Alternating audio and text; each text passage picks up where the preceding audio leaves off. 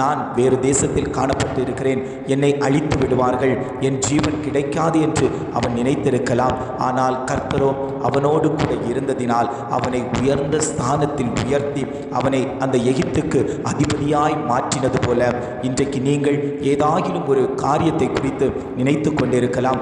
தொழில் பண்ண வேண்டும் என்று நினைத்து கொண்டிருக்கலாம். ஊழியங்களை நான் செய்ய வேண்டும், ஊழியத்தில் என்னுடைய ஈடுபாடு அதிகமாய் செயல்படுத்த வேண்டும் என்று நீங்கள் நினைத்திருக்கலாம். என்னால் ஊழியம் பண்ண முடியாதா, என்னால் ஜெபிக்க முடியலையே, என்னால் வேதம் வாசிக்க முடியலையே என்று பலர் நினைத்து கொண்டிருக்கலாம். ஆண்டவர் சொல்லுகிறார், உங்களை நான் நீங்கள் நினைத்த நினைவுகள் அல்ல என் நினைவுகள், நீங்கள் போகிற வழிகள் அல்ல என் வழிகள், உங்களை நான் உயர்ந்த ஸ்தானத்தில் வைக்கப் போகிறேன் என்று ஆண்டவர் வாக்கு கொடுக்கிறார். நீங்கள் நினைப்பதை விடவும் மேலானவைகளை காணப்போகிறீர்கள்.